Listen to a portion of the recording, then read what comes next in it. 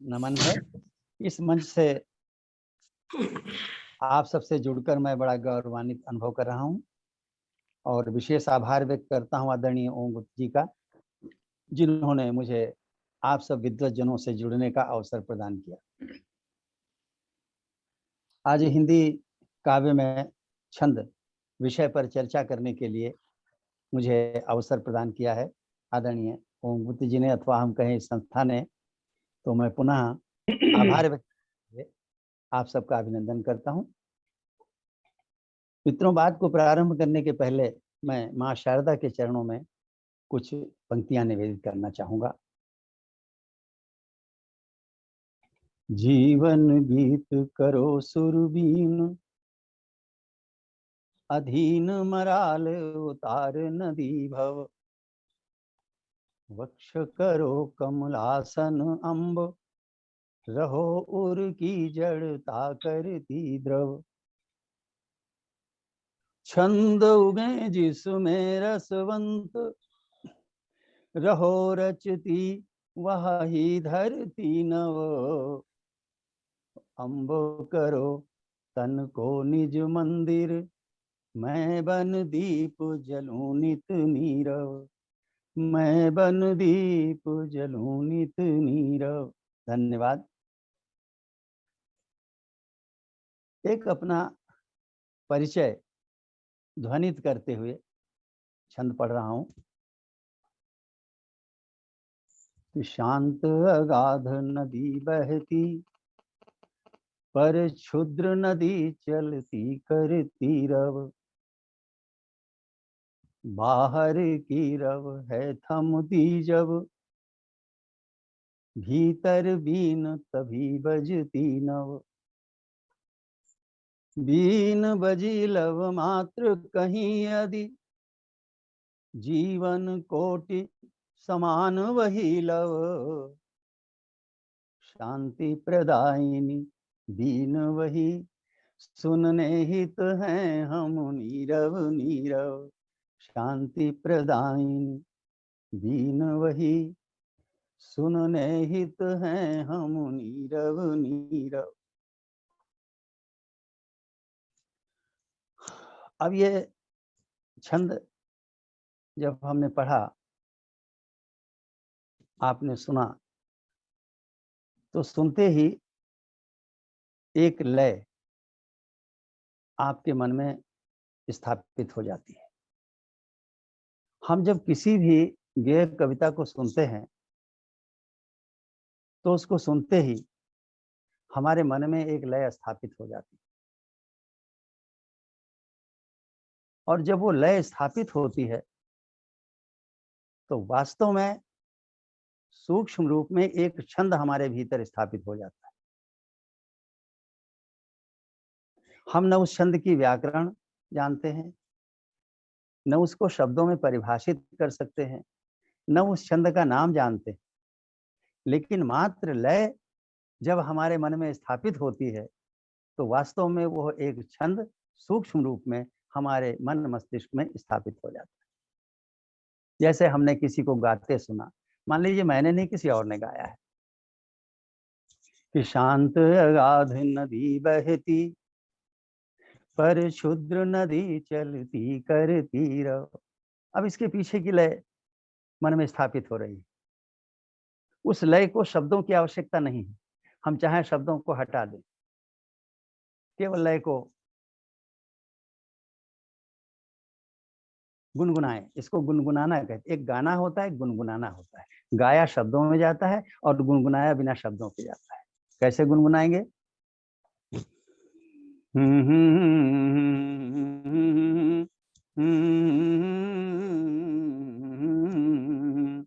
ये गुनगुनाना है। हमने गुनगुनाया, और गुनगुनाने के बाद एक नहीं कई बार गुनगुनाया। अब खाली किसी कार्य को समझ के नहीं गुनगुनाया, एक मस्ती में, एक आनंद में इसको गुनगुनाया। ऐसा करने से भीतर वो लय हमारे अंदर तक घुसती चली गई, घुसती चली गई, बहुत गहराई में बैठ गई। जब वो गहराई में बैठ गई तो उसी लय पे अपने शब्द ढाल के हमने कुछ बोलना शुरू कर दिया, तो हमारी वो कविता बनती चली जाएगी। यह छंद के द्वारा छंदबद्ध कविता बनाने की वह विधि है जिसमें न हम छंद का नाम जानते हैं, न व्याकरण जानते हैं, न कोई शास्त्र पढ़ा है, लेकिन छंद को हम ग्रहण कर लेते हैं और छंद पर आधारित रचनाएं हम करने लग जाते हैं। यह है अनुकरण। और लगभग 99 नहीं, मैं कहूंगा 100% कवि अनुकरण से ही कविता की रचना प्रारंभ करते हैं। छंद के बारे में तो बाद में जानते। तो अनुकरण करने से एक लय हमारे मन में स्थापित हो जाती है। वास्तव में वो छंद का सूक्ष्म रूप होती है। हम उसको शब्द दे दें, उसको शब्दों के माध्यम से नियमों में बांध दें, तो उस छंद का व्याकरण बन जाता है। और उसका कोई नाम पता लगा लें शास्त्र से कि भाई शास्त्र में छंद को क्या कहते हैं, वो नाम जोड़ दें, तो पूरी शास्त्र की बात हो जाती है। जैसे मैंने यही पंक्ति गुनगुनाई, शांत अगाध नदी बहती पर क्षुद्र नदी चलती करती रव। अब इस लय की हमको व्याकरण बनानी है। देखिए, मैं व्यवहारिक ज्ञान से शास्त्र की ओर बढ़ने का प्रयास कर रहा हूं। इस पंक्ति की हमको व्याकरण बनानी है। तो व्याकरण बनाने के लिए हमें लघु और गुरु का तो ज्ञान होना चाहिए, जो बहुत कठिन नहीं है। ह्रस्व जो है वो लघु है और दीर्घ जो है वो गुरु है। ह्रस्व की मात्रा व्यंजन में लग जाए तो वो भी लघु है, और दीर्घ की मात्रा व्यंजन में लग जाए तो गुरु हो जाता है। लघु को हम चाहें तो सुविधा के लिए ला से उच्चारित कर सकते हैं, लघु का पहला अक्षर ला, और गुरु को हम गा से उच्चारित कर सकते हैं। तो लघु को अगर ला से और गुरु को गा से उच्चारित कर दें और ऐसे ही उच्चारण के साथ इस पंक्ति को हम पढ़ डालें, उसके मूल शब्दों को हटा के उसकी जगह ला गा का प्रयोग करें, तो एक ला गा का क्रम बन जाएगा। प्रयोग करके देखिएगा। छंद शास्त्र वास्तव में एक विज्ञान है। मैं इसको विज्ञान के रूप में देखता हूं। नमस्कार है। तो जो हमारे नया विद्वज्जन आ रहे हैं, उनकी हमको उनका संदेश मिल रहा है स्क्रीन पे, तो मैं सभी को नमन करता हूं और बात को आगे बढ़ाता हूं। तो देखिएगा, लघु गुरु का हम प्रयोग करें तो कैसे हम इसकी व्याकरण को बना सकते हैं। शांत गाध न दी बहती पर क्षुद्र न दी कर तीरव।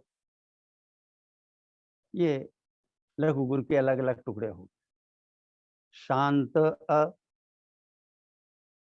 शांत अ, गा ल ल, शांत अ, गा ल ल। ऐसे ही पूरी पंक्ति को देखें कि शांत अगाध नदी बहती पर क्षुद्र नदी चलती करती रव। गालल गालल गालल गालल गालल गालल गालल गालल। ये गुरु लघु का पूरा क्रम हमने इस पंक्ति में देखा। और अगर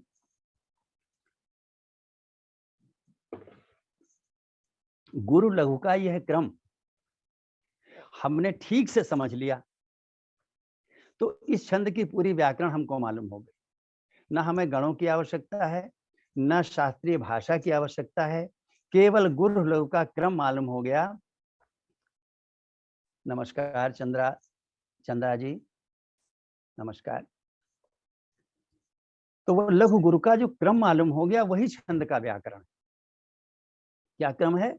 गालल गालल गालल गालल गालल गालल गालल गालल, शांत अगाध नदी बहती पर क्षुद्र नदी चलती करती रव। ये उसकी व्याकरण होगी। इसको हम मापनी कह सकते हैं। ये छंद की मापनी हो गई। अब यह छंद कौन सा है, यह जानने के लिए तो हमको या तो जन्मपत्री देखनी पड़ेगी, या आधुनिक भाषा में कहें तो उसका हमको वो आधार कार्ड देखना पड़ेगा। तो वो हमको कहाँ मिलेगा? वो केवल छंद शास्त्र में ही मिलेगा। हमारे विद्वानों ने, पूर्वजों ने जिस छंद का जो नाम रख दिया है, हमें उसी नाम से पुकारना होगा। उसमें हमारा कोई अधिकार नहीं कि उसमें परिवर्तन करें। तो हम शास्त्र में गए, ढूंढा भाई इस छंद का क्या नाम है, तो पता चला ये किरीट सवैया है। और किरीट सवैया का व्याकरण क्या है? गालल गालल गालल गालल गालल गालल गालल गालल। अब इसको छंद शास्त्र में कैसे कहा गया है? गालल की जगह भानस वहां सूत्र है। भानस भानस भानस भानस भानस भानस भानस भानस। गालल या भानस, इसको एक गण कहा गया है, वो भगण है। तो भगण की 8 बार गालल की जो 8 आवृत्तियां हुई, वो भगण की 8 आवृत्तियां हो गई। और शास्त्रीय भाषा में जब कहेंगे तो भगण की 8 आवृत्तियों से बनता है किरीट सवैया छंद। अब यह सब कुछ न मालूम हो, केवल हमको वो गालल गालल की मापनी मालूम हो, तो हमें पूरा ज्ञान उस छंद का हो जाता है। मित्रों, इस माध्यम से मैं आपको ये आपसे साझा करना चाहता हूं। मैं बता कुछ नहीं रहा हूं, मैं विद्यार्थी हूं, कविता पढ़ता हूं, और विद्यार्थी आपस में जैसे अपने ज्ञान का आदान प्रदान करते हैं, मिल बैठ करके एक दूसरे से सीखते हैं, वैसे ही हम सीखने के लिए आपके बीच आए, अपनी बात कहेंगे, आपकी बात सुनेंगे, बहुत कुछ सीखने को मिलेगा। तो इसको हम साझा करना चाहते हैं कि छंद वास्तव में क्या है। शास्त्रीय परिभाषा में जाएं तो वहां पर संस्कृत में व्युत्पत्ति करके बताया जाता है, ये छद धातु से बना है, जिसका मतलब है बांधना। ये बांधने, अब क्या बांधता है ये नहीं स्पष्ट है, इससे हम अपना लक्षणा से निकाल लेते हैं क्या बांधता है, लय को बांधता है। तो वास्तव में छंद लय का व्याकरण है। अगर किसी के मन में वो लय स्थापित हो गई तो छंद उसको ज्ञात है, केवल उसे परिभाषित वो नहीं कर सकता। परिभाषित करने की विधि हमने एक आपके आगे रखी कि लघु गुरु में अगर उसको बांध दें तो उसकी एक व्याकरण बन जाती है, एक मापनी बन जाती है, और उस मापनी के माध्यम से हम पूरे छंद को समझ सकते हैं। शास्त्रीय भाषा में देखना होगा तो हम गणों की बात कर लेंगे और कह देंगे 8 भगण मिलने से एक किरीट सवैया बनता है। यह लय केवल छंद को गाने से नहीं मिलती। कोई भी गेय कविता हम जब सुनते हैं तो एक लय हमारे मन में स्थापित हो जाती है। हम इसी के कुछ प्रयोग आपके समक्ष करना चाहेंगे। और मित्रों, लय का सबसे बड़ा माध्यम है फिल्मी गाने, विशेष रूप से हिंदी फिल्मों की गाने। हिंदी फिल्मों के गानों की जो लय होती है वो बच्चे बच्चे की दिमाग में नाचती रहती, बूढ़ों के दिमाग में नाचती, जवानों के, स्त्रियों, पुरुषों के, ऐसा कोई नहीं है जो हिंदी फिल्मी गानों का किसी न किसी रूप में अनुकरण करता हो, आत्मसात न करता हो। वो कहीं न कहीं गाता जरूर, भले गा ना पाता हो लेकिन गुनगुनाता जरूर। तो हम इन गानों से छंदों की व्युत्पत्ति कर सकते हैं। एक प्रयोग आपके आगे रखेंगे, बात को संक्षेप में ही रखना है क्योंकि बहुत बातें करनी है मुझको, और फिर आपसे बहुत कुछ सीखना भी है। एक फिल्मी गाना लेते हैं, बहुत अच्छा हम नहीं गा पाएंगे लेकिन आभास आपको हो जाएगा वो गाना क्या है, उसकी लय क्या है। सुहानी चांदनी रातें हमें सोने नहीं देती, सुहानी चांदनी। अब यह एक पंक्ति हमने गाने के लिए, पूरे गाने को गाने को यहाँ आवश्यकता नहीं हो तो उदाहरण के लिए लिया है। तो इस पंक्ति को गुनगुनाने से एक लय हमारे हृदय में स्थापित हो गई। अब हम उस लय को परिभाषित करेंगे लघु गुरु में, प्रयोग से मालूम हो जाएगा, अधिक व्याख्या नहीं करेंगे, सुनिएगा। सुहानी चांदनी रातें हमें सोने नहीं देती। अब इसमें लघु की जगह लघु, गुरु की जगह गुरु कहिए। सुहानी चांद लगा गा गा दनी रातें लगा गा गा हमें सोने लगा गा गा नहीं देती, लगा गा गा। हमने देखा लगा गा गा 4 बार आया। अब इसको मिला के गाइए और दोनों को मिलाइए तो पता चलेगा मापिनी एक बन गई, प्रयोग से बन गई। किसी शास्त्र को नहीं पढ़ा, अपने आप बना लिया। कैसे? सुहानी चांदनी रातें हमें सोने नहीं देती, लगा गा गा लगा गा गा लगा गा गा लगा गा गा सुहानी चांद। ये हमारी मापनी बन गई। तो मापनी में क्या है? लगा गा गा 4 बार आया। लगा गा गा लगा गा गा लगा गा गा लगा। यह मापनी किसी एक छंद की है। अब उसका नाम अगर खोजना है तो हमको छंद शास्त्र में जाना पड़ेगा।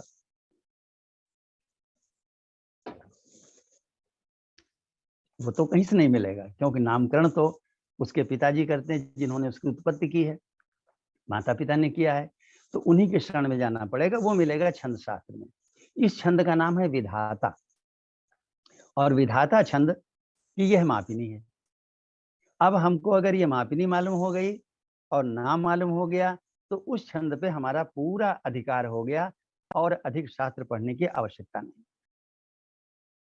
मित्रों, जब हम छंद शास्त्र को पढ़ेंगे तो इस रूप में नहीं मिलेगा। वो किस रूप में मिलेगा? वहां लिखा होगा, इसमें इसके एक चरण में 28 मात्रा होती हैं। पहली, 8वीं, 15वीं और 22वीं, क्षमा करें, पहली, 8वीं, 15वीं और 22वीं, हाँ ठीक कहा था, ये मात्राएं लघु होती हैं। ये उसमें विधान लिखा होगा। अब इसकी हमें आवश्यकता ही नहीं रह गई। जब हमने पढ़ा लगा गागा 4 बार कहा तो देखिए ला जो है नंबर 1 पे आया। फिर 7 मात्राएं बीतने के बाद 8वें पे फिर ला आ गया। फिर अपने आप गिनते चले जाइए, वो 1, 8, 15, 22 इन स्थानों पे अपने आप ला आ गया। और वही नहीं आया, सारे पूरी पंक्ति का लघु गुरु का क्रम हमको आ गया। चंद्रकांत पाराशर जी खनेरी शिमला से हैं, स्वागत है आपका। तो केवल वो गुरु लघु का स्थान नहीं, बल्कि पूरी मापनी लघु गुरु का क्रम हमको मालूम हो गया। अब हमसे कोई गलती नहीं हो सकती, जब भी चाहे छंद बना ले। तो इस माध्यम से मैं आपको अपना ये विचार संप्रेषित कर रहा हूँ, जो किसी शास्त्र में नहीं मिलेगा। ये इस विद्यार्थी का अपना अध्ययन है जो आपके साथ साझा कर रहा हूँ, कि किसी भी लय को जब हम सुनते हैं तो छंद हमारे हृदय में, मन मस्तिष्क में स्थापित हो जाता है।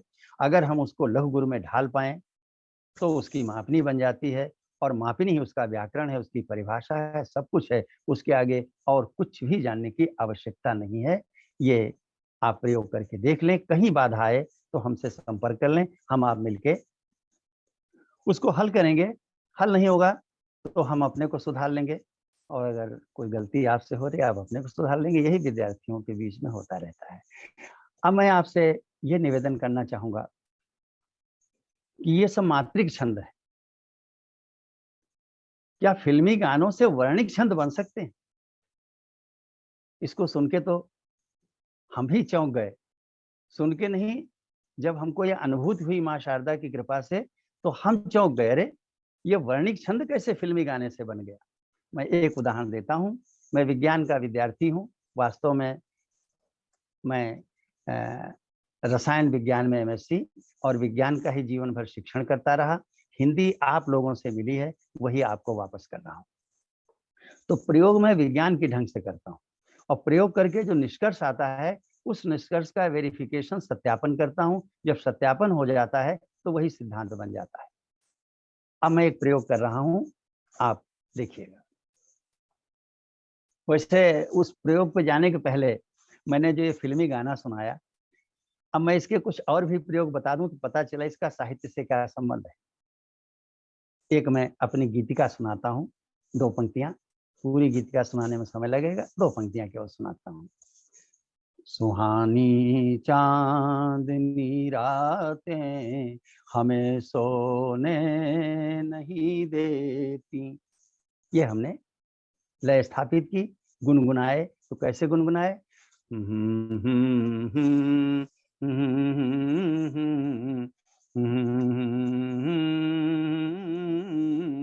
अब ये लय स्थापित हो गई भीतर।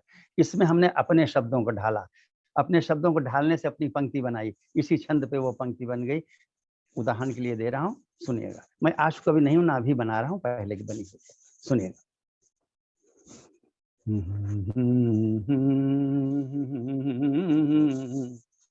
बता नव वर्ष इतना तो कि तू लाया नया क्या है, निशा की चढ़ने फिर निशा की भेंट चढ़ने फिर दिवस आया नया क्या है, लगा गा गा लगा गा गा लगा गा गा लगा गा गा। लीजिए पंक्तियां निकलने लगी, रचना होने लगी, करते जाइए। अब चाहे गीतिका बनाइए, चाहे गजल बनाइए, चाहे गीत बनाइए, चाहे इसी लय पे मुक्तक बनाइए, कोई फर्क नहीं पड़ेगा।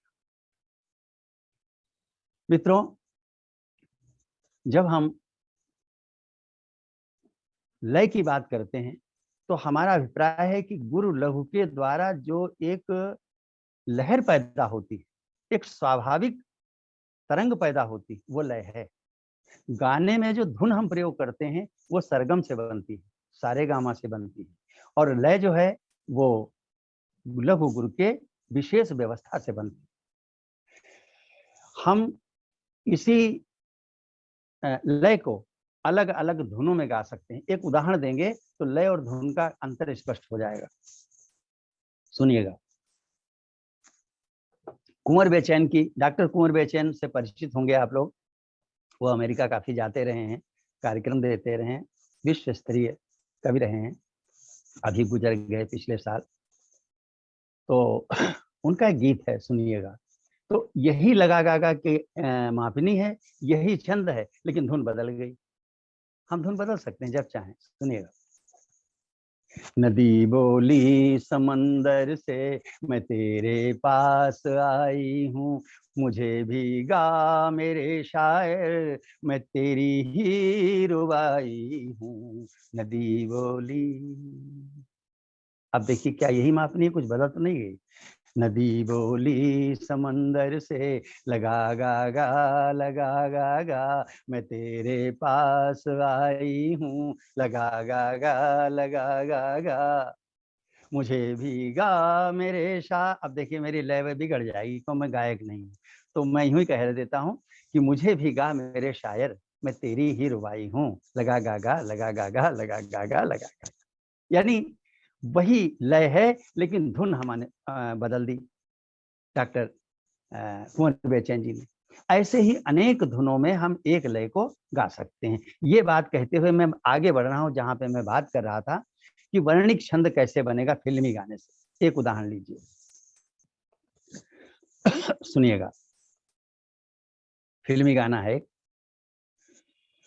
तुम ही मेरे मंदिर, तुम ही मेरी पूजा, तुम ही देवता हो, तुम ही देवता हो।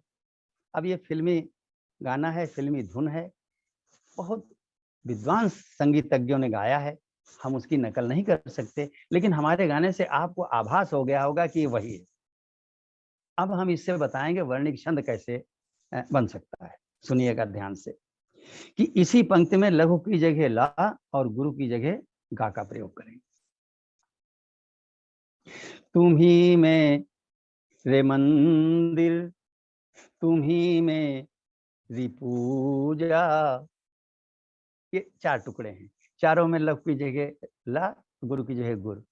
लगा गा लगा गा लगा गा लगा गा लगा गा लगा गा लगा गा लगा गा, तुम ही मेरे मंदिर। ये देखिए, अब लगा गा की चार आवृत्तियां हुई, तो यह एक लय बन गई। जो लय बन गई वही छंद है, जो छंद है वही लय है। छंद लय का व्याकरण क्या है? बल्कि सच पूछिए तो छंद ही लय है और लय ही छंद है। लगा गा को 4 बार कहा, एक लय बन गई और ये लय एक छंद को परिभाषित कर रही। अब वो छंद मात्रिक होगा, क्यों? क्योंकि इसमें वर्णों की संख्या नहीं है, इसमें मात्राएं हैं, वाचिक भार लिया गया है। कैसे? तुम्ही में रे मंदिर। अब मंदिर में दिर जो है इसमें 2 लघु हैं, उनको मिला के एक हमने गुरु बना लिया, तो फिल्मी गाना बन गया। लेकिन अगर हम यह प्रतिबंध यहां पे लगा दें कि नहीं भाई, एक गुरु की जगह तुम 2 लघु नहीं लगा सकते हो, हमने लगा दिया प्रतिबंध। और रचना ऐसे ढंग से करो कि गुरु की जगह पूरा वर्ण आए और लघु की जगह तो एक वर्ण आएगा, तो उसमें थोड़े आधे आधे जुड़ जाएंगे। लेकिन गुरु की जगह पर 2 लघु का प्रयोग न कीजिए और रचना करिए, तो वो जो रचना बनेगी मापिनी यही होगी, लगागा लगागा लगागा लगागा। लेकिन जब प्रतिबंध ये लग जाएगा कि एक गुरु की जगह एक ही वर्ण होगा, तो ये मापनी वर्णिक हो जाएगी। मापनी वही अब हो गई वर्णिक, और जब वर्णिक हो गई उस पर रचना हम करेंगे तो हम उस प्रतिबंध का पालन करेंगे कि एक वर्ण ही गुरु की जगह प्रयोग होगा।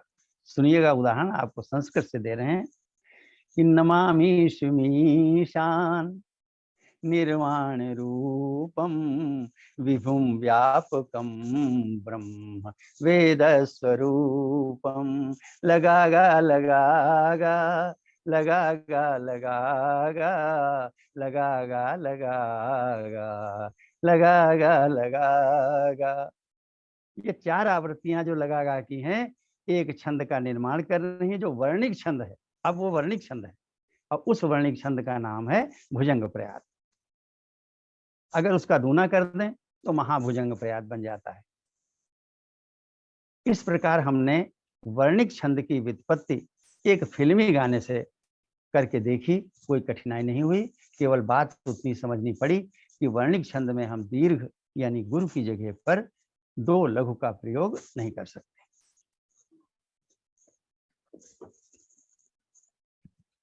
ऐसे ही एक अपनी पंक्तियां सुना दें कि हमारा मन हुआ इसी पर रचना करें, तो गुनगुनाए, पहले गाए फिर गुनगुनाए, मापनी को गाएंगे। लगागा लगागा लगागा लगागा, रुक जाए,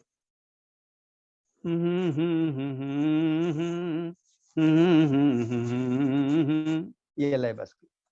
अब अपने शब्दों को ढाला। अकेला अकेला कहाँ जा रहा हूँ, कहो तो बता दूं कहाँ जा रहा हूँ। लगा काल से है भयाक्रांत मेला, लगा काल से है भयाक्रांत मेला, चला मृत्यु से भेंटने में अकेला। लगागा लगागा लगागा लगागा। ऐसे ही आप अपनी रचनाएं कर सकते हैं अनुकरण के द्वारा। अनुकरण ही आधार है, कविता का आधार अनुकरण है। अब अनुकरण को सटीकता से प्रयोग करें तो उसी से व्याकरण बन जाती है। अब इतने से काम चलेगा नहीं, हमारी जो थाती है भारतीय सनातनी छंद, उसका हम समादर करते हैं। इस विधि को जो हम लेके आए हैं वो उस शास्त्र को सरल बनाने के लिए आए हैं। उस शास्त्र का सम्मान हमें सदैव करना है, और वो सम्मान करने के लिए हम गणों को कभी नहीं भूलेंगे। ये लगागा जो है ये यमाता सूत्र है और ये यगण है। इस प्रकार हम यमाता यमाता यमाता 4 बार इस सूत्र का प्रयोग करते हैं, अर्थात कहेंगे यगण की 4 आवृत्तियां। अब इसमें कठिनाई यह है कि जिससे हम कहेंगे भाई इस गाने में यगण की 4 आवृत्तियां हैं, तो सबसे पहले उसको आवश्यकता पड़ेगी हम गणों का ज्ञान करें, समझें। लोग इतना कष्ट नहीं उठाना चाहते हैं, और वो बजाय गणों का ज्ञान प्राप्त करने के, शास्त्र को पढ़ने के, वो छंदबद्ध कविता से ही पलायन कर जाते हैं कि हम तो भैया छंदबद्ध कविता नहीं करेंगे, हमारे पास और तरीके हैं, छंद मुक्त और बल्कि मुक्त छंद। अब छंद कहीं मुक्त हो सकता है? उसके पीछे विशेषण मुक्त लग ही नहीं सकता। छंद तो बंधन है, एक प्रतिबंध है, एक नियमावली है। अब उस व्याकरण के पहले मुक्त, मुक्त कहीं व्याकरण होता है? व्याकरण सदैव बंधा हुआ होता है, सदा होता है, प्रतिबद्ध होता है, मुक्त नहीं हो सकता, मुक्त छंद हो ही नहीं सकता। लेकिन लोगों ने हल निकाल लिया, और इसमें सबसे बड़ा हमारे परम आदरणीय प्रातः स्मरणीय महाकवि महाप्राण सूर्यकांत त्रिपाठी निराला का योगदान है। मैं कहूंगा उन्होंने छंद मुक्त रचना करके छंदबद्ध कविता के साथ घोर अन्याय किया। वो महाकवि थे। महाकवि जो कहता है उसका सभी अनुकरण करते हैं। महापुरुष जिस रास्ते चलते हैं लोग बिना सोचे समझे उसी रास्ते पर चल देते हैं। उन महापुरुष को ऐसा नहीं करना चाहिए जिसके कारण लोग छंद से भटक करके, छंदबद्ध कविता से भटक करके आज उस रास्ते पे आ गए हैं कि किसी भी गद्य खंड की पंक्तियों को तोड़ तोड़ के लिख देते हैं, कहते हैं ये तो छंद मुक्त कविता है। छंद मुक्त कविता नहीं है, इसको सिद्ध करने के लिए आपके पास कोई रास्ता ही नहीं। और छंद मुक्त ही नहीं कहेंगे मुक्त छंद है, ये भी एक छंद है, तो मैं उसका बिल्कुल विरोध करता हूं। मैं बिल्कुल नहीं स्वीकार करता हूं कि मुक्त छंद कोई कविता हो सकती है। छंद मुक्त हो ही नहीं सकता, ये विशेषण ही उस पर नहीं लगता है। अब आइए अपनी बात पे कि मैं वो शास्त्रीय बात बता रहा था कि हमको शास्त्र का समादर करना होगा और यगण का ज्ञान करना होगा, तभी हम शास्त्र की चर्चा एक दूसरे से कर सकेंगे। किसी पंडित, किसी विद्वान, किसी छंद शास्त्री से जब बात करेंगे तो वो लगागा तो हमारा जानता नहीं होगा, तो उससे हम बात करने के लिए हमें गणों का ज्ञान होना चाहिए जिससे उससे बात करें।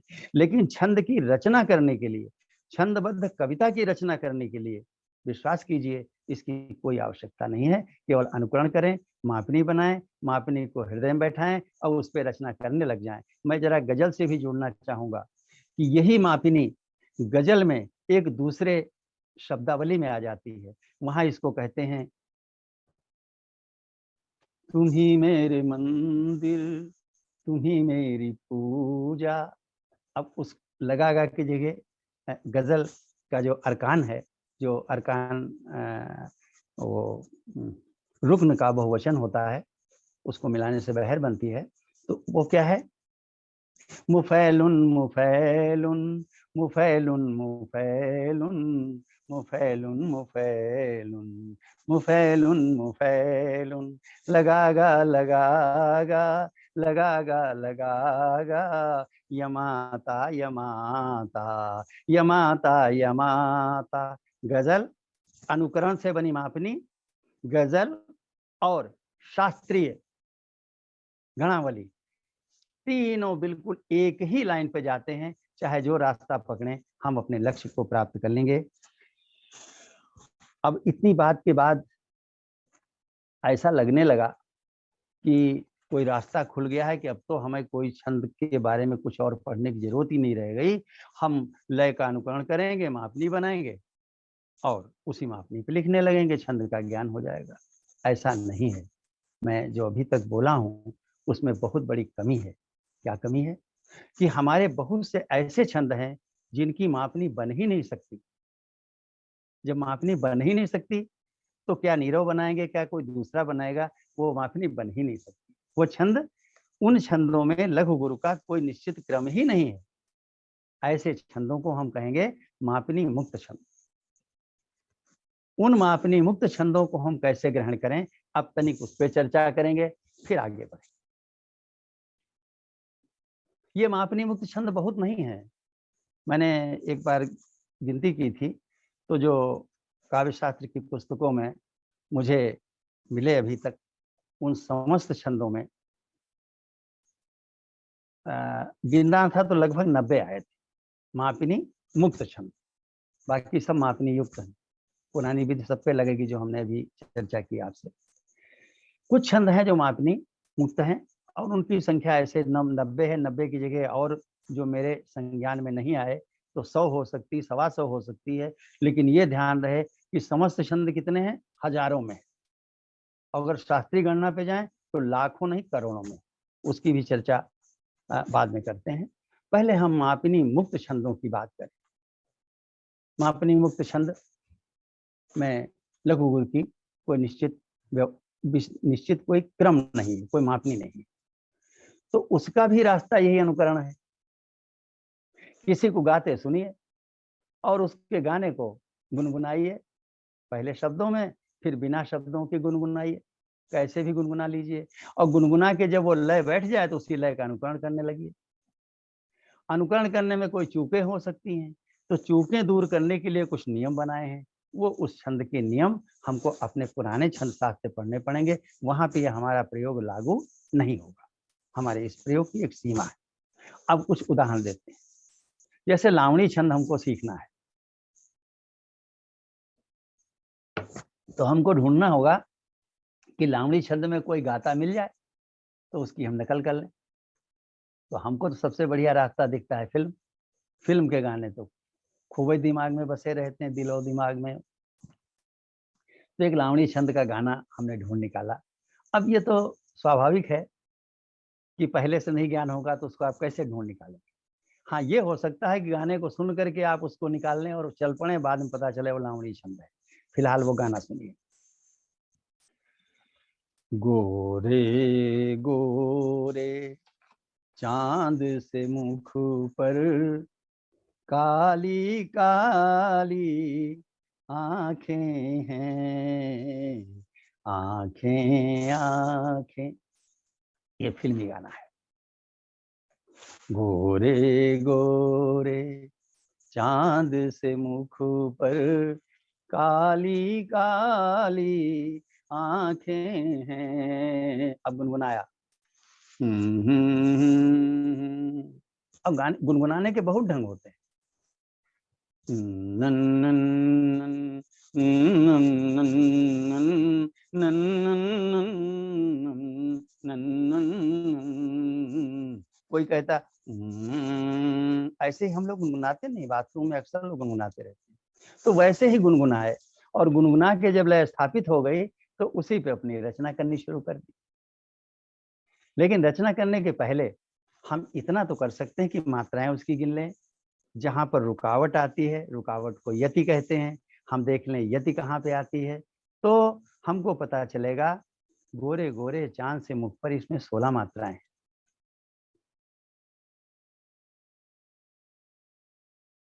काली काली आंखें हैं, इसमें 14 मात्राएं हैं और बीच में यति है। 16-14 मिलाकर के 30 हो गए। यह वो छंद है जिसमें 30 मात्राएं होंगी, 16-14 पे यति होगी। और बाकी व्याकरण आपको पढ़नी होगी, वो शास्त्र में मिलेगी, वो कल्पना से नहीं आएगी, वो आपको छंद शास्त्र से ही ग्रहण करनी है। अनुकरण से लिख लेंगे, बना लेंगे और सही बनाएंगे। शारदा माँ की कृपा रही तो अनुकरण से आदमी बिल्कुल सही बनाता है, लेकिन चूक हो सकती है। और चूक हो जाएगी तो हमको वो नियम पढ़ने पड़ेंगे। उन नियमों के बिना उस चूक को हम दूर नहीं कर सकते। अब ये लावणी छंद जो है, इस पे हरिवंश राय बच्चन जी ने मधुशाला लिखी है, सुनिएगा। गोरे गोरे चांद से मुख पर काली काली आंखें हैं, मंदिर मस्जिद बैर कराते, प्रेम कराती मधुशाला। देखिए उसी, ये लावणी छंद है। अब इसी लावणी में शास्त्रीय बात थोड़ी सी कर लें। ये लावणी छंद के जो 2 टुकड़े हैं, 16 और 14, 16 की चौपाई है और 14 ये समकल हैं। समकल कहते हैं 2, 4, 6 से बनने वाले कल, कल माने मात्रा। 2 कलों का, 2 मात्राओं का जो समूह है उसको द्विकल कहते हैं। 3 मात्राओं के समूह को त्रिकल कहते हैं। ऐसे ही चतुष्कल, पंचकल, षटकल होते हैं। तो जब समकल होते हैं तो यानी 2, 4, 6 हो तो उसको समकल कहेंगे, 1, 3, 5 हो उसको विषम कहेंगे। ये कोई छंद शास्त्र की बात नहीं, सामान्य गणित की बात है, सभी लोग जानते हैं। तो लावणी की जो 14 मात्राएं हैं वो समकल हैं और ये मानव छंद है। हम चौपाई में 14 समकल जोड़ दें अथवा हम कहें चौपाई में मानव छंद को जोड़ दें तो लावणी छंद बन जाता है। और उसी छंद पर हम अनेक रचनाएं कर सकते हैं। अब अगर एक और उदाहरण चाहें ऐसे ही, तो फिल्मी गाने की अपेक्षा तो आपने की ही नहीं होगी, इतनी बड़ी छंद शास्त्र की चर्चा में फिल्मी गाने आ जाएंगे, लेकिन मुझे बड़े उपयोगी लगे हैं और ये प्रयोग करने में इतनी सफलता मिली है कि जिन लोगों को छंद से अरुचि थी, छंद की बात तक नहीं करना चाहते थे, वे इस विधि से छंद में उतरे, आकर्षित हुए और आज वो छंद को समर्पित हैं। ये बिल्कुल प्रयोग करके मैंने देखा है, इसलिए मैं इन फिल्मी गानों को आधार बना रहा हूँ। सुनिएगा एक उदाहरण, और जल्दी जल्दी उदाहरण बताएं। अब मेरा टाइम वहां पहुंच रहा है जहां वार्ता समाप्त होनी है और आपके साथ में वार्ता। दिल लूटने वाले जादूगर, अब मैंने तुझे पहचाना है। ये गाना, इस गाने की धुन को मन में बसाया और बसा करके रचनाएं शुरू की। बहुत लोगों ने रचनाएं की। अब आवश्यक नहीं कि इसी धुन को बसाए हों, लय है एक है और धुन है उसकी बहुत सी, कोई और बसाई होगी। हम आपको समझाने के लिए धुन ले रहे हैं। जैसे वह शक, ये बड़ी प्रसिद्ध प्रार्थना है, हमारे यहाँ सभी स्कूलों में होती, विद्यालयों में होती है। दिल लूटने वाले जादूगर, देखिए मिला के, वह शक्ति हमें दो दया निधे, करता वे मार्ग पर डट जावे। ये प्रार्थना बन गई। वो खंड भी बन गया। रण बीच चौकड़ी भर भर कर, चेतक बन गया निराला था। वही तो है, दिल लूटने वाले जादूगर, अब मैंने तुझे पहचाना। और वो प्रसिद्ध चतुष्पदी, जो भरा नहीं है भावों से, जिसमें बहती रसधार नहीं, वो हृदय नहीं है पत्थर है, जिसमें स्वदेश का प्यार नहीं। दिल लूटने वाले जादूगर, अब मैंने तुझे पहचाना है। ये कोई मात्रिक छंद है जो इस गाने में था, अनुकरण से उसको हमने ग्रहण किया, अनुकरण से ये सब रचनाएं होने लगी। और अगर किसी ने कहा कि भाई नीरज जी आप भी तो कुछ रचना करके बताइए तब जाने, तो हम इतने आशु कवि नहीं कि तुरंत करें, लेकिन अपनी कुछ पंक्तियां सुना देंगे, सुनिएगा।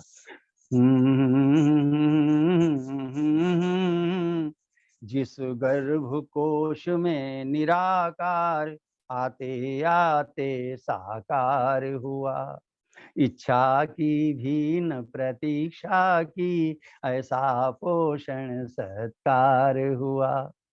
इच्छापेक्षी तरुकल्प लगा, जिसके आगे बस नाम नाम, विधि की ऐसी पहली कृति को, मन बार बार करता प्रणाम। ये लीजिए रचना हो गई। ऐसे ही बहुत सी रचनाएं होती चली जाएंगी। इसका व्याकरण अगर समझना है तो बहुत कुछ समझना होगा कि इसकी मात्राएं गिनिए, तो कुल मिला के 32 मात्राएं हैं। पहली 16 मात्राओं में जो है उसी की पुनरावृत्ति अगली 16 मात्राओं में। और वस्तुतः जो पहली 16 मात्राएं हैं वो एक अलग छंद है जिसका नाम है पद पादाकुलक छंद। उसी का 2 गुना यह छंद है और इस छंद का नाम है मत्त सवैया छंद। इस सवैया में, इस मत्त सवैया छंद में हमारे भारतवर्ष के एक कवि ने बहुत बड़ा काम किया, उनको सम्मान तो उतना नहीं मिल पाया, पंडित राधेश्याम। पंडित राधेश्याम जी ने पूरी रामायण लिखी है इसी छंद में, इसलिए यह छंद उनके नाम से प्रसिद्ध हो गया है। इसको राधेश्यामी छंद भी कहते हैं। मत्त सवैया छंद, राधेश्यामी छंद। उसका आधा पद पादाकुलक।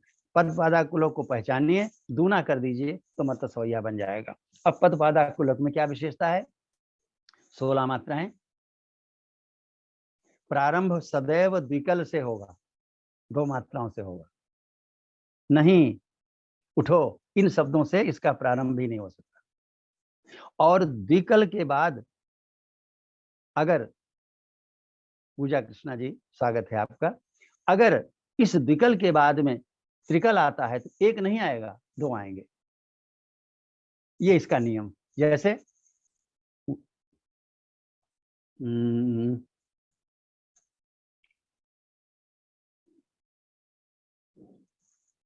वह शक्ति, वह द्विकल है, 2 मात्राएं हैं, और शक्ति त्रिकल है।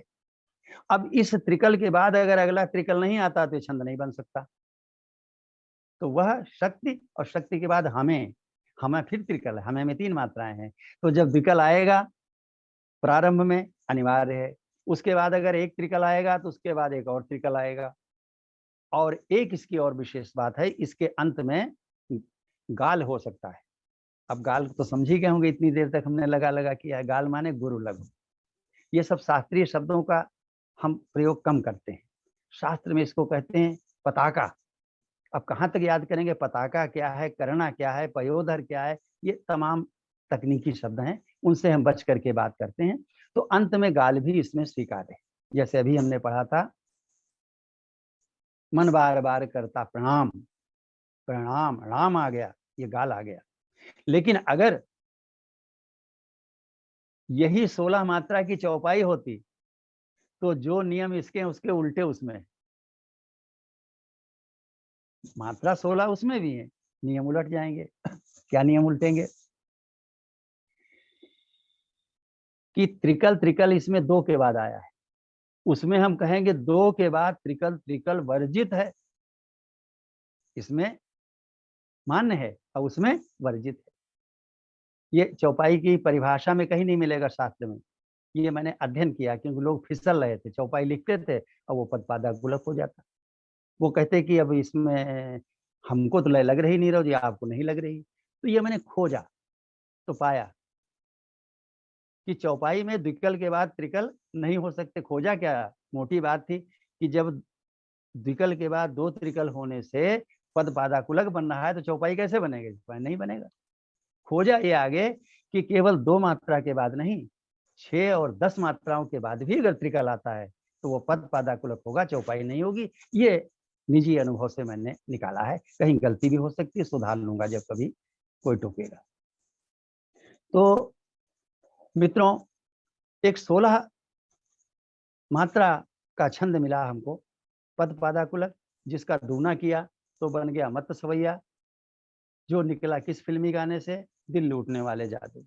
अब ये गाना तो ऐसे ही कहीं प्रयोग में आता है, छंद शास्त्र में इसका कोई सम्मान तो है नहीं, लेकिन मैं ये मानता हूँ कि फिल्मी गाना ही नहीं, कोई भी गाना, चाहे उसके भाव भले ही ग्रहणीय न हो, लेकिन अगर वो लय में गाया जा रहा है तो निश्चित रूप से उसके पीछे एक छंद है, और जब लय आपके हृदय में आएगी तो वो छंद स्थापित हो जाएगा। मैं बहुत उदाहरण न दे करके एक और उदाहरण दे रहा हूँ, जिससे चौपाई है। अब चौपाई की बात की, एक उदाहरण दे दूं फिल्मी गाने का।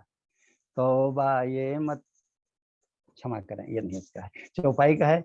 दीवानों से, अब गाऊंगा नहीं, दीवानों से ये मत पूछो दीवानों पर क्या गुजरी है, ये फिल्मी गाना है। और चौपाई में आप सुनिए, एक छंद से अन्य छंद कैसे बनते हैं, ये अगर ज्ञान हो जाए तो समझने में बड़ी आराम रहती है। जैसे चौपाई को हमने समझ लिया कि भाई 16 मात्राएं हैं, अंत में गाल वर्जित है, और 2, ये मेरी ओर से मिला लीजिए कि 2, 6 और 10 मात्राओं के बाद 2 त्रिकल का, यानी त्रिकल त्रिकल का आना वर्जित है। ये चौपाई हो गई। और अब इस चौपाई पर एक हमने उदाहरण भी दिया फिल्म से। इस चौपाई में अगर मुझको आप 10 मिनट और वार्ता इसके दे दीजिए, और प्रश्नोत्तरी के लिए 10 मिनट अगर कम कर दें तो कैसा रहेगा? बढ़िया, बहुत उत्तम, धन्यवाद। तो चौपाई की 16 मात्रा में एक मात्रा कम कर दीजिए। कहाँ की? अधवी से नहीं, आखिर की, अंत की एक मात्रा कम कर दीजिए, तो ये चौपाई की जगह चौपई छंद बन जाएगा। इसका दूसरा नाम जयकरी छंद है। और फिल्मी गाने से अगर इसका अनुकरण करना हो तो गाना सुन लीजिए। तौबा ये मत वाली चाल, झुक जाए फूलों की डाल, ये जयकरी छंद हो। चौपाई में से एक मात्रा अंतिम निकाल दी तो बन गया जयकरी। अब उदाहरण देने में बहुत समय लगेगा, यूं ही सुनिए।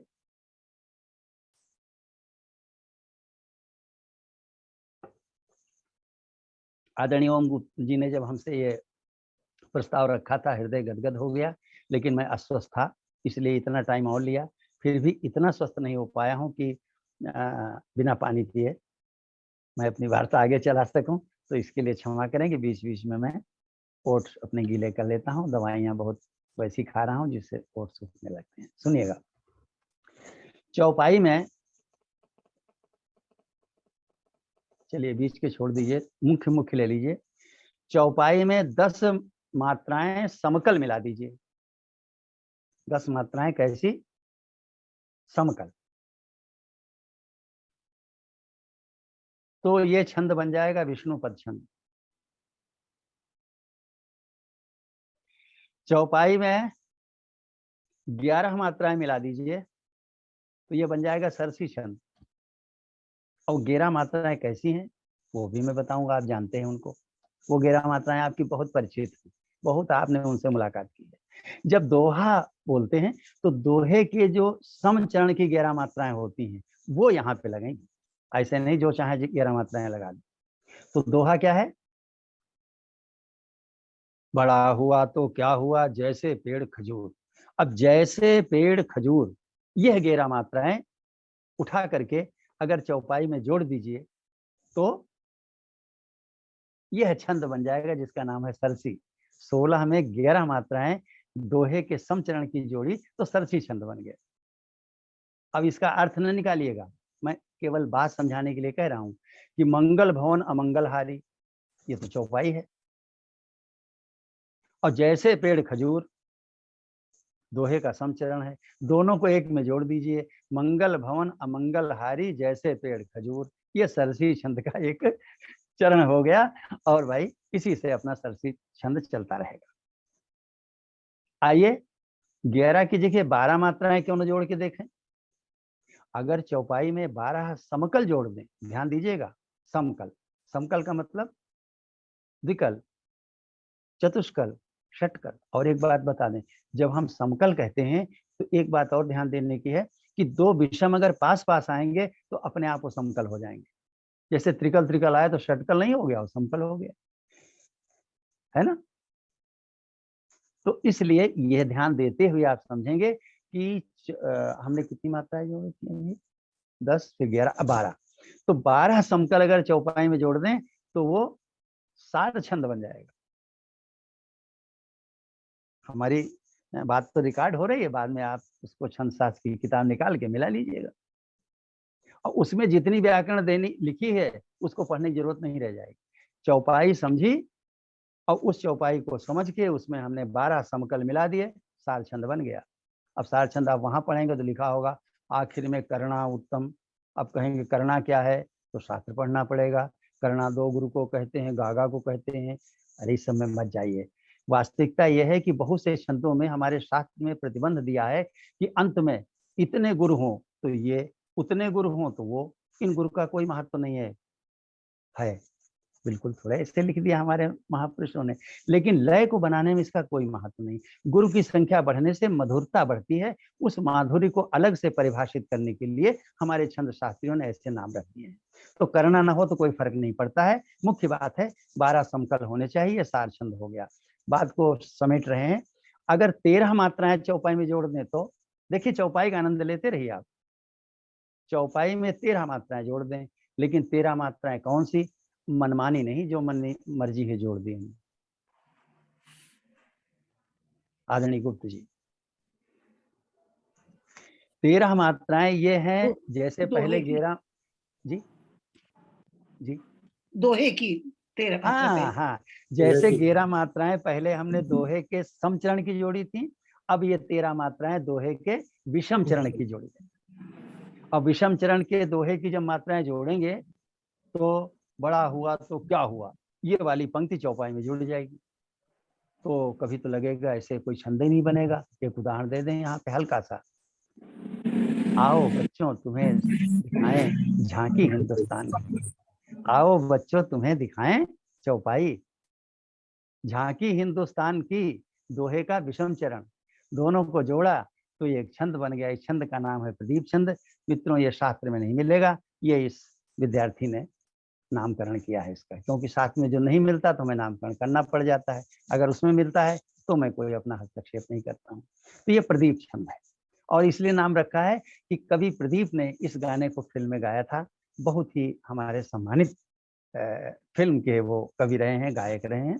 आओ बच्चों तुम्हें दिखाएं चौपाई और झांकी हिंदुस्तान की दोहे का विषम चरण। बन गया प्रदीप छंद। 13 मात्राएं जोड़ी तो बना प्रदीप छंद। आइए अब 14 जोड़ के देखें।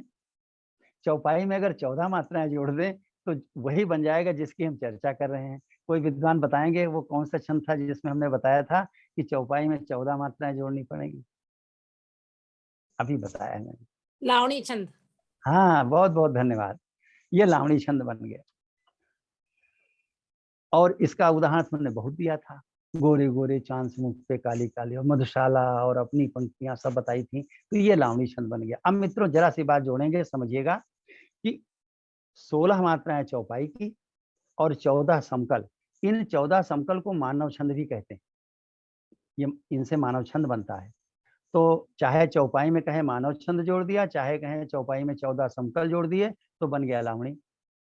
अब हमारे शास्त्र में ये कहा गया है कि इसी लावणी में अगर अंत में 2 गुरु आते हैं तो एक नया छंद है कुकुभ। अगर अंत में 3 गुरु आते हैं तो एक नया छंद है वो ताटंग। लेकिन इस विद्यार्थी का मानना है कि ये ताटंग, कुकुभ और लावणी, इनकी लय में कोई अंतर नहीं है, केवल अंत में गुरु की संख्या बढ़ने से मधुरता बढ़ जाती है। और ये तो हर छंद में बढ़ जाती है। हम हर छंद कैसे रूप बनाने लगे तो जाने कितने और बढ़ जाएंगे, और ज्यादा भार बढ़ जाएगा छंदों को याद करने का। तो मैं इसका अनादर नहीं करता हूँ, जिन्होंने बनाया अच्छा ही सोच के बनाया होगा, लेकिन इसे वहीं तक रखना है, उनका सम्मान करना है। इस चीज को आगे बढ़ाने से जटिलता आएगी। तो आइए, ये हो गया लावणी छंद। लावणी से कुकुभ और उसी में निकल आया ताटंग। रुचिरा की बात नहीं करेंगे क्योंकि उसमें थोड़ा अंतर है, वो लावणी से नहीं। अब इसके बाद में हम 14 की जगह 15 मात्राएं जोड़ दें, बात खत्म कर रहे हैं। 15 मात्राएं जोड़ दें तो ये 15 कौन सी जोड़ेंगे? अगर किसी को याद हो तो मैंने कहा था चौपाई में एक मात्रा अंत से निकालिए तो एक छंद बनता है, 15 रह जाती। कौन सा चौपाई छंद है? चौपाई चौपाई का चौपाई चौपाई चौपाई चौपाई। अब उसका दूसरा नाम है जयकरी। तो चौपाई में चौपाई को जोड़ दीजिए। चौपाई में कहीं से आवाज आ रही भाई, म्यूट कर दीजिए। चौपाई में चौपाई को जोड़ दीजिए। कहने में जरा अच्छा लगता है इसलिए कह रहा हूँ, नहीं तो चौपाई में जयकरी को जोड़ दीजिए, दोनों नाम है उसके। तो वो नया छंद बन गया। इस छंद का नाम क्या बताएं, बड़ा प्रसिद्ध छंद है। जगनिक ने तो इस छंद को अमर कर दिया है। बड़े लड़ैया गढ़ कर उसके जिनकी छपक रही तलवार, ये है वीर छंद, जिसको आल छंद भी कहा गया। ये शास्त्र में वीर छंद था, लेकिन जगनिक ने जब आला लिखा तो इस छंद का नाम ही पड़ गया आल छंद। समझ गए होंगे आप? ये एक छंद नया बन गया जो वीर छंद है, आल छंद है। तो हमने चौपाई से शुरू किया। कितने छंद बने मैंने गिना तो है नहीं, आप गिन लीजिएगा। ऐसे ही छंदों का आंतरिक संबंध है जिससे हम उन छंदों का ज्ञान प्राप्त कर सकते हैं जिनकी मापनी नहीं है। मित्रों, समस्या उन्हीं छंदों की है जिनकी मापनी नहीं है। जिनकी मापनी है वो उनकी समस्या है ही नहीं। केवल मापनी जान ली, सब कुछ जान लिया, मापनी में ढाल दिया, शुद्ध छंद बन गया, हिल नहीं सकता, कोई चुनौती नहीं दे सकता। और मापनी वाले छंदों का आनंद भी ले लीजिए, थोड़ा सा बस बात करेंगे। देखिएगा, एक उदाहरण से बता रहे हैं। एक माधव मालती छंद है, गाल गा गा गाल गा गा, गाल गा गा गाल गा गा। गाल गा गा की 4 आवृत्तियां हैं। एक आवृत्ति में 7 मात्रा, 7 चौक 28, 28 मात्रा हो गई। अब सुनते जाइएगा। इस माधव मालती छंद में अंत से 1 मात्रा घटा दीजिए। तो अंत में तो गुरु था, अब गुरु में 1 मात्रा घटा दी तो लघु हो गया। तो मापनी क्या बन गई? गाल गा गा गाल गा गा, गाल गा गा गाल गाल। शुद्ध गीता। ये शुद्ध गीता छंद बन गया जी, शुद्ध गीता। अब शुद्ध गीता छंद में जो आखिरी लघु है उसको निकाल दीजिए। तो गाल गा गा गाल गा गा, गाल गा गा गाल गा। ये गीतिका छंद बन गया। और ये गीतिका छंद उसमें बहुत प्रयोग होता है हे प्रभु आनंद, गजलों में। और गजलों में इसका जो अरकान है वो क्या है? फाइलातुन फाइलातुन फाइलातुन फाइलुन। हमारा हिंदी में गाल गा गा गाल गा गा गाल गा गा गाल, गीत का छंद बन गया। अब अधिक विस्तार न देके, गीति का छंद में जो अंत में आया है गालगा, उसका गा हटा दीजिए। गाल गा गा गाल गा गा गाल गा गा गाल, ये छंद बन गया। इस छंद का नाम है रूपमाला छंद। और रूपमाला छंद का उदाहरण दे दें तो आपको आनंद आ जाएगा। अपनी पंक्तियां पढ़ रहे हैं, सुनिएगा, एक पंक्ति पढ़ेंगे।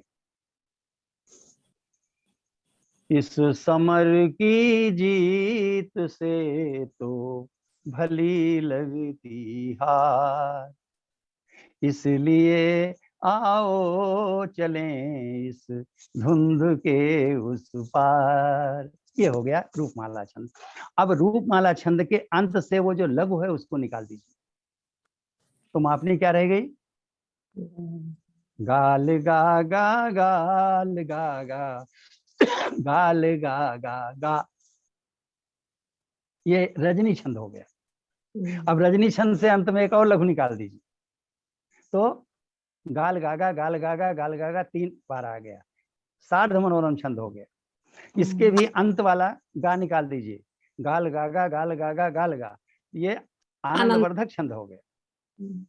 अब आनंदवर्धक छंद में जो अंत का लगा है वो निकाल दीजिए, गाल गागा गाल गागा गा, ये मनोरम गा छंद हो गया। अंत का गा फिर निकाल दीजिए, तो ये गाल गागा गाल गागा, ये मनोरम छंद। अब ये मैंने उदाहरण क्यों दिया है कि वास्तव में मित्रों एक लय की तरंग है, लंबी सी तरंग है। उस तरंग के टुकड़े काट काट करके मापनियां बनी है और टुकड़े काट काट करके छंद बने हैं। ये इस विद्यार्थी की अपनी समझ खोज, कुछ भी कह लें, वो है जो शास्त्र में नहीं दिखती है, लेकिन माँ की कृपा से दिखी तो आपके साथ में मैं साझा करता हूँ। ये एक उदाहरण है। ऐसे ही जाने कितनी तरंगे हैं, जैसे गालगा की तरंग बना लीजिए, गालगा गालगा, और फिर देखिए काट काट के कितने छंद बनते हैं। शास्त्र से मिलाते जाइए अपनी किताब रख के, तो आप हमारी बात का खुद ही सत्यापन कर सकते हैं। तो मैंने आपके आगे ये रखा कि छंदों को आसानी से हम कैसे ग्रहण कर सकते हैं। पहला अनुकरण, अनुकरण के बाद में गाना, गाने के बाद गुनगुनाना, गुनगुनाने के बाद मापनी बनाना, मापनी पे ढालना, अगर मापनी न हो तो अनुकरण और उसके प्रतिबंध 2 का ज्ञान प्राप्त करना और आंतरिक संबंध प्राप्त करना। मैं इतनी चर्चा में तो इतना समय होगा, आगे बढ़ाएंगे तो बहुत समय हो जाएगा। मेरा कहना यह है कि हमें आपको ऐसा प्रयास करना चाहिए, ऐसी विधि की खोज करनी चाहिए, ऐसी भाषा को प्रयोग करना चाहिए कि लोग छंद को आसानी से समझें। जहां हम उनसे कहेंगे कि आपको गणों का नहीं ज्ञान है तो आप नहीं समझ सकते, पहले जाइए गण पढ़िए, उसके बाद मिलिएगा हमसे, तो वो न मिलने आएगा न गणों को पढ़ेगा। इसलिए ये विधियां बड़ी ही उपयोगी हैं, जिससे कि आदमी छंद की ओर उन्मुख नहीं हो सकता है, छंद में पारंगत हो सकता है। ये मेरा अपना विश्वास है। इसके साथ मैं अपनी वार्ता को विराम देता हूं और आपके साथ साझा करना चाहूंगा विचारों का, मगर इस निवेदन के साथ कि आप यह समझकर वार्ता करेंगे कि एक विद्यार्थी से वार्ता कर रहे हैं, और विद्यार्थी के आगे 2 विकल्प होते हैं, या तो वो अपनी बात समझाता है दूसरे को, या उसको गलत लगती है तो दूसरे की बात समझ के अपने को सुधार लेता है। दोनों के लिए मैं सहर्ष तैयार होकर के आपको आमंत्रित करता हूं अपनी वार्ता के लिए।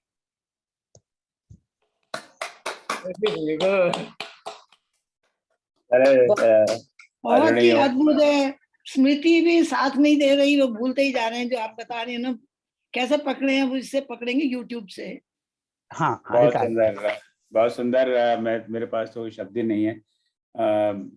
आपको जैसे पता है ये रिकॉर्ड हो रहा है और 2-3 दिन के बाद में इसकी यूट्यूब की लिंक मिल जाएगी, तो वो भी आपको प्राप्त हो जाएगी। पर अगर आप हमारे संपर्क में ना हो तो हमें संपर्क करिए, तो आपको व्हाट्सएप ग्रुप में डाल देंगे ताकि आपको मिल सके। इतने कम समय में आपने इतनी बातें बताई, मुझे तो बड़ा आश्चर्य हो रहा है। गागर में सागर, क्या गागर में तो सारे 7 सागर समा गए ऐसा लग रहा है। तो बहुत आश्चर्य।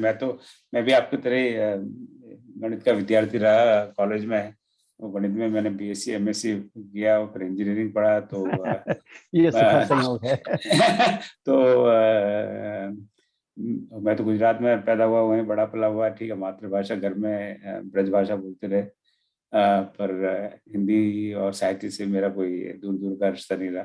पर देखिए नहीं, अब प्रेरणा हो रही है कि आपसे बहुत कुछ हम सीख सकते हैं। सो अब बहुत लोगों का मन में प्रश्न है, सोनम जी का हाथ काफी देर से खड़ा हुआ है, डॉक्टर रश्मि जी का भी खड़ा हुआ है, तो इनको मैं बुलाऊं। पहले इसके पहले मैं एक छोटा सा प्रश्न आपसे पूछता हूँ कि अब मैं आप अपने आप को विद्यार्थी कहते हैं, मैं तो विद्यार्थी का भी विद्यार्थी हूँ, तो एक विद्यार्थी के मेरा ये प्रश्न है, एक हम शब्द सुनते हैं विधा, कि ये हिंदी की विधा है या हिंदी की विधाएं, या और दूसरा है छंद। तो विधा और छंद ये दो अलग अलग शब्द हैं या एक है, या दोनों में कुछ अंतर है, और क्या अंतर है? छंद के बारे में हम काफी चर्चा कर चुके हैं, आप तक बात संप्रेषित हो चुकी होगी। छंद लय का व्याकरण है, और व्याकरण कुछ नियमों के साथ में स्थापित होता है, या उन्हीं नियमों का समुच्चय होता है, जिसको हम व्याकरण कहते हैं। तो छंद का एक निश्चित व्याकरण होता है, निश्चित लय को वो निर्मित करता है, और उसी लय पर, इस बात को अब ध्यान से सुनिएगा, जैसे एक छंद हमने अभी बताया, कोई बताया कि भाई ये लावणी छंद है, तो उसके लय की हमने लय का परिचय कराना अनुकरण से, वो तो अलग बात थी, लेकिन मैंने उसकी परिभाषा भी दी कि चौपाई की 16 मात्रा में 14 समकल जोड़ दीजिए तो लावणी बन गया, आपके मन में स्थापित हो गया। अब इस लावणी छंद पर आधारित अनेक प्रकार की रचनाएं की जा सकती। कौन सी? गीत, गीतिका, गजल, मुक्तक, खंड काव्य, महाकाव्य, शीर्षक काव्य, जैसा भी चाहें आप रचना कर सकते हैं। तो छंद लय का व्याकरण है, और जब तक वो छंद के रूप में रहता है, उसमें दो बातें और जुड़ी होती हैं। अब अलग से छंद की बात कर रहा हूं कि छंद में लय का व्याकरण है, जिसके साथ दो बातें और जुड़ी रहती हैं, एक चरणों की संख्या और दूसरे तुकांत विधान। संस्कृत में नहीं था, हिंदी छंदों में तुकांत विधान भी आ गया है।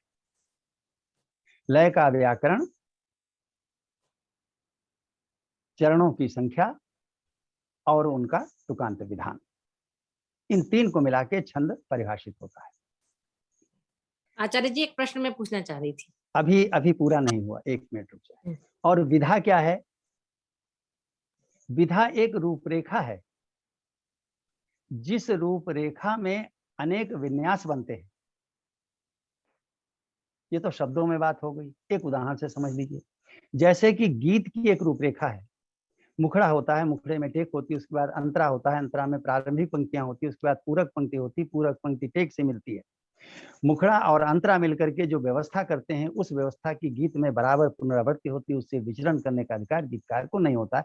संक्षेप में गीत की परिभाषा हो। अब यह गीत की रूपरेखा है, इस रूपरेखा में एक नहीं जाने कितने गीत बनेंगे, अलग अलग छंद पे अलग अलग गीत, अलग अलग पंक्तियों की संख्या पे अलग अलग गीत, अंतरे की संख्या पे अलग अलग गीत, अनेक गीत बनते चले जाएं। तो गीत एक विधा हो गई। क्यों?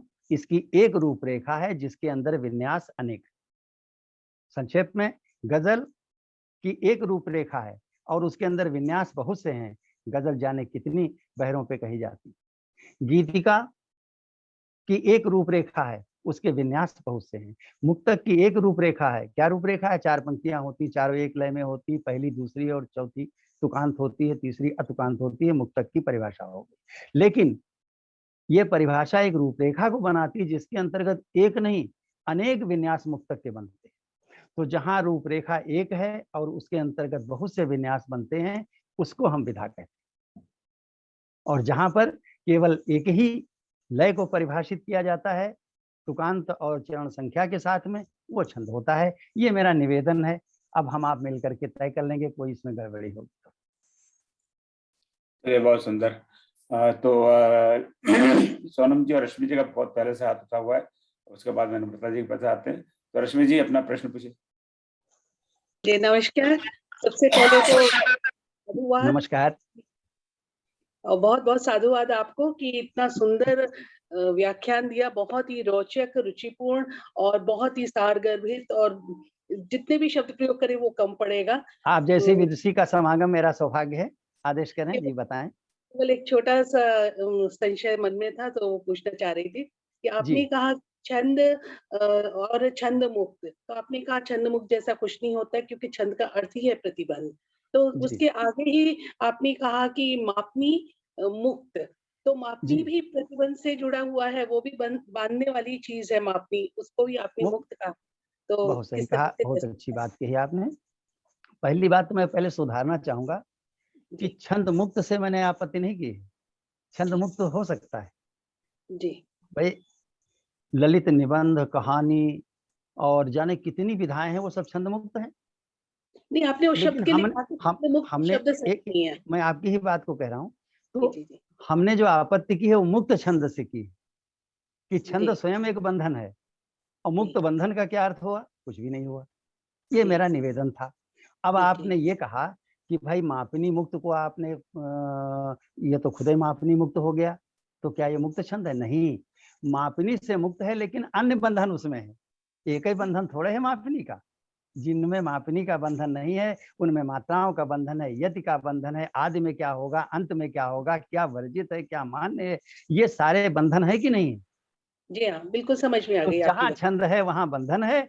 मापनी मात्र एक बंधन नहीं, अन्य बंधन भी। सादर जी, बिल्कुल समझ आ गया, धन्यवाद। स्वागत है। गुप्ता जी आवाज नहीं आ रही, क्या आप बोल रहे हैं कुछ? लिया था। सोनम यादव जी, अनम्यूट। आपका कोई प्रश्न है? सोनम जी, आपका हाथ खड़ा हुआ है। चलो, वो शायद नहीं है। अच्छा, नम्रता जी, आप अपना प्रश्न पूछिए। अनम्यूट करिए अपना, को अनम्यूट करिए नम्रता जी। नम्रता जी अनम्यूट करके प्रश्न रखिए। हाँ जी। बहुत अच्छा छंद पे आज सत्संग रहा, धन्यवाद। की बात बताई।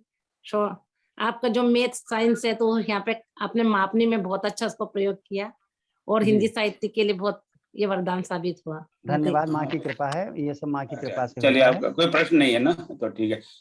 अदिल, आपका कोई प्रश्न है? प्रश्न मैं बस वो कह रही थी कि दोहा जो छंद है, दोहा जी छंद ही विधा है।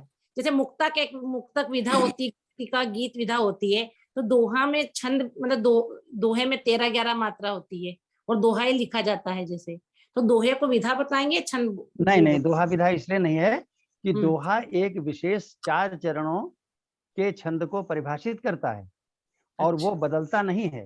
वो 4 चरण 13-11 मात्रा के होते हैं, जिसमें सम चरण के अंत में लगा और विषम, क्षमा करें, विषम चरण के अंत में लगा, सम चरण के अंत में गाल अनिवार्य होता है।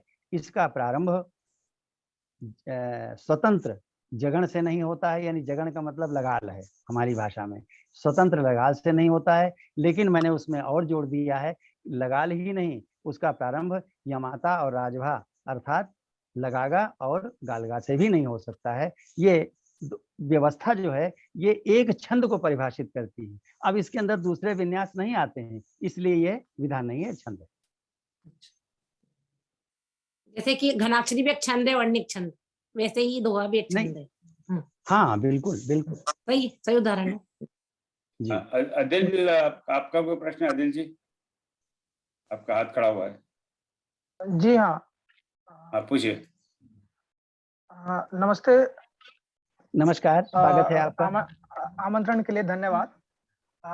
मेरा जो प्रश्न है वो ये है कि आपने बीच में निराला जी के बारे में बात की, कैसे उन्होंने जी छंदबद्ध कविताओं से मुंह मोड़कर छंद मुक्त कविताओं की रचना को प्रचलित किया, और कई लोगों ने उसको सराहा भी, और कई लोगों ने इसकी तरफ ही चलना शुरू कर दिया कि हाँ ये तो महाकवि हैं, और जो कि सच भी है। क्या वजह है? उर्दू में भी हम देखते हैं कि मीरा जी जैसे बड़े शायर जो थे, उन्होंने आजाद नज़्में, नून राशिद, या और भी जगह हम देखते हैं कि बड़े-बड़े जो कवि होते हैं, वो कई बार एक चरण पे जाने के बाद मुक्त छंद की तरफ मुंह मुड़ जाते हैं। तो इसके ऊपर कुछ प्रकाश डालिए कि क्या ऐसा होता है? क्योंकि अक्सर हम लोग जब जो अज्ञानी है, जो कम जानते हैं, उनके पास तो कोई साधन ही नहीं है कहने के लिए मुक्त छंद के सिवा, छंद मुक्त कविता के सिवा। मुक्त लेकिन जो छंद, जानते हैं छंद मुक्त, मैं कहना चाहता था छंद मुक्त। चलिए ठीक, वो तो आपने खुद ही सुधार दिया।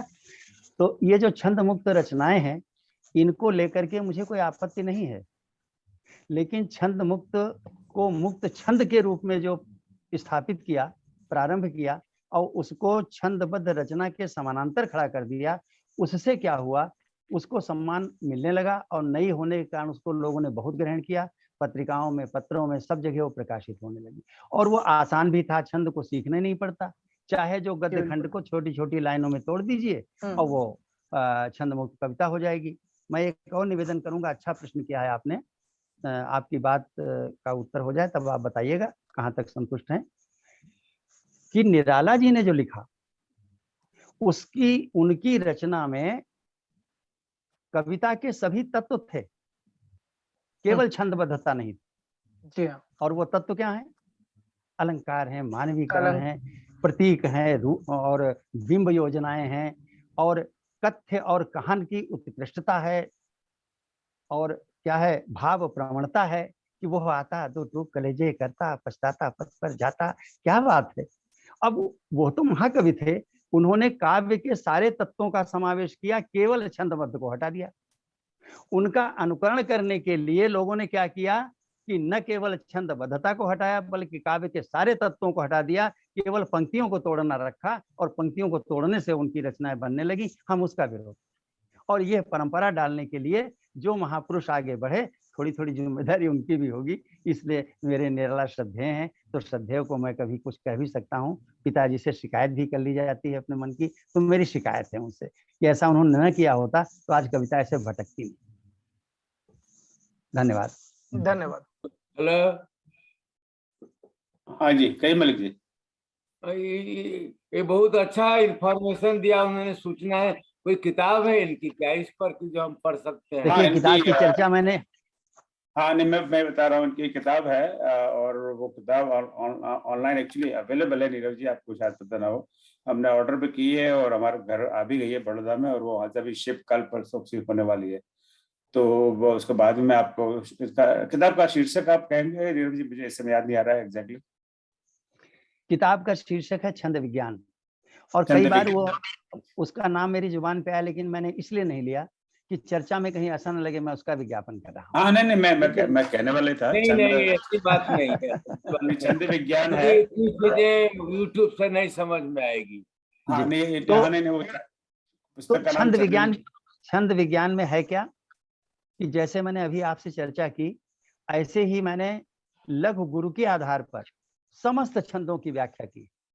मापनी मुक्त मात्रिक, मापनी युक्त मात्रिक, मापनी युक्त वर्णिक, मापनी मुक्त वर्णिक, और छंद पर आधारित विधाओं की भी उसमें चर्चा है। गीत, गजल, मुक्तक, इन सब पर विस्तार से उसमें चर्चा है। ये फिलहाल एक प्रयास है, वो कहाँ तक सफल है ये तो पढ़ के ही आप बताएंगे, पाठक ही बताएंगे। जी धन्यवाद। छंद विज्ञान नाम है उसका। ये 360 पृष्ठों की है। धन्यवाद। नहीं, ये काफी बातें दिमाग में नहीं घुसेंगी ना। आप चाहें तो देख भी लें, ये वेरी गुड, काफी मोटी है, 360 पृष्ठों की है। नहीं, रोज एक पन्ना पढ़ेंगे, साल भर में हो जाएगी। तो ये 360 ठीक है, अंक बिल्कुल सही है। तो रोज जैसे कहते हैं ना कि रोज सुबह शाम 3 गोली खानी है, तो इसमें रोज एक प्रश्न पढ़ना है और उसको पचाना है। एक प्रश्न पचा ले वही कुछ लोगों को तो कहना है कि मैंने इसको पढ़ा तो उपन्यास की तरीके से फंस गया, जब तक खत्म नहीं किया तब तक छोड़ नहीं पाया। नहीं यार, मुझे विश्वास है इसका कि बहुत इंटरेस्टिंग होगा। और तो जैसे हाँ, तो जैसे आपने कहा नीरव जी, तो एक कोई भी जो छंद हो उसका गेय होना आवश्यक है जी। उसके बगैर तो कोई छंद हो ही नहीं सकता, हर छंद गेय होगा जी। ठीक है। और नहीं, किसी आपने जो बात यूं ही कह दी है, सच पूछिए तो इसके पीछे भी एक प्रश्न है। हाँ जी। और उस प्रश्न को हम छुपाए रखे हैं। प्रश्न आपने नहीं किया लेकिन प्रश्न मुझ तक पहुंच गया, और उसको मैंने इसलिए छुपाए रखा कि छंद के प्रति जो चर्चा की है वो अपनी चर्चा स्वयं निष्फल न कर दूं। अब आपने छेड़ दिया तो बताएंगे। बताइए। छंद शास्त्र में आप पढ़ेंगे तो पाएंगे कि जब किसी मात्रा के छंद की चर्चा शुरू होती है तो उसमें लिखा होता है इतनी मात्रा के कितने छंद हैं, बड़ी बड़ी संख्याएं होती हैं। लेकिन जब उन छंदों का उदाहरण देके, नाम देके उदाहरण दिया जाता है तो बहुत थोड़े से छंद होते हैं। एक उदाहरण भी दे दें कि जैसे 5 वर्णों के छंद कितने होंगे, अगर कोई बता सकते हैं तो बताएं। खैर कोई बात नहीं है, किसी को नहीं याद होता। 32 होंगे। 5 वर्णों के छंद कुल मिला के कितने प्रकार के होंगे? 32 प्रकार के। लेकिन 5 वर्णों के अगर छंद पढ़िए किसी शास्त्र में, कोई काव्य शास्त्र ले आइए, तो मुश्किल से 15-20 मिलेंगे। और 16 वर्णों के कितने छंद होंगे? तो आपने गणित लगा दिया 2:16, तो 16वां घात हो गया।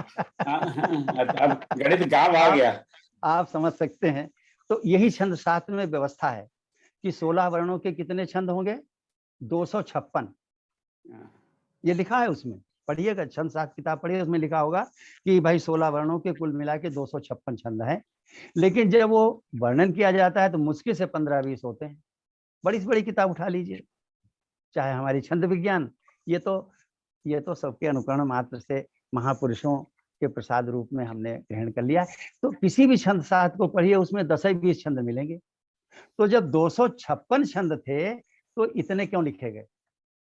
इसका कारण यह है कि वो वास्तव में, गुप्त जी तो बड़ी जल्दी समझेंगे, आप सब भी समझ जाएंगे कि वो जैसे हम 16 वर्णों के छंद लिख रहे हैं, संख्या बता रहे हैं, तो उसका अर्थ है कि 16 वर्णों को लघु गुरु के क्रम में कितने प्रकार से रखा जा सकता है, उसकी संभावना कुल कितनी है। इसी चीज को प्रायिकता कहते हैं। और जो बनते हैं उनको समुच्चय कहते हैं गणित की भाषा में। तो कुल समुच्चय कितने होंगे, सेट कितने तैयार हो जाएंगे, वो 256। अब उन 256 में सब लयात्मक है नहीं। जो लयात्मक है उसको छंद शास्त्रियों ने यहाँ रखा, और जो लयात्मक नहीं थे उनको छिपा लिया। छिपा क्यों लिया?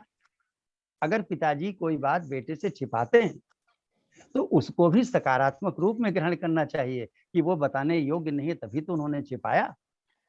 जैसे पिताजी ने बताया कि बेटा ये देखो सूरज जा रहा है, अभी देखा था उधर था और ऊपर गया, देखो वो गया, वहां जाके वो डूब गया।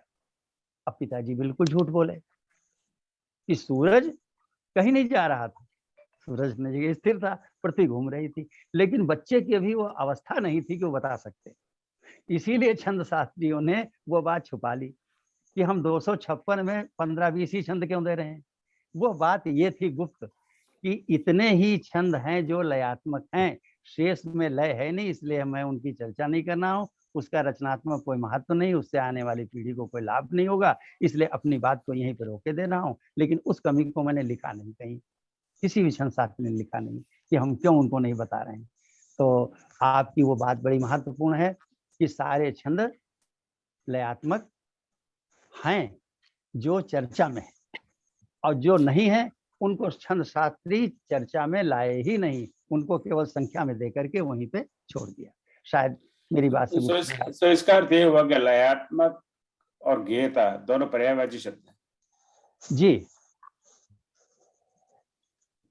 थोड़ा अंतर है कि गेयता तो बिना लय के भी कभी पैदा की जा सकती है।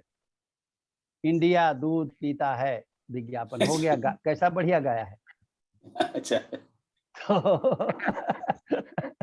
तो इसको थोड़ा विवेक के साथ समझना होगा कि गेयता और लयात्मकता में आंतरिक संबंध है, लेकिन कहीं कहीं गेयता को हम थोप देते हैं गद्य के ऊपर भी, तो वो अलग बात है। जैसे कि लय में ये होता है कि लय बिल्कुल एक लाइन पे चलेगा, जैसे रेल चल रही है, कोई चीज चल रही है। हाँ, गेयता में इधर भटक के भी वो आड़ी टेढ़ी चल रही है। हाँ हाँ, वहाँ कैसे भी जा सकते हैं, ये तो बिल्कुल सही बात। लय का मतलब ये हुआ कि बिल्कुल एक रिदम में चलना, एक अपनी धुरी पे चलना। लेकिन संगीतज्ञ जानते हैं कि जो लयबद्ध होता है, छंदबद्ध होता है, उसको संगीतबद्ध करने में कोई भी हठात प्रयोग नहीं करना पड़ता, वो ज्यों के त्यों शब्द प्रयोग हो जाते हैं।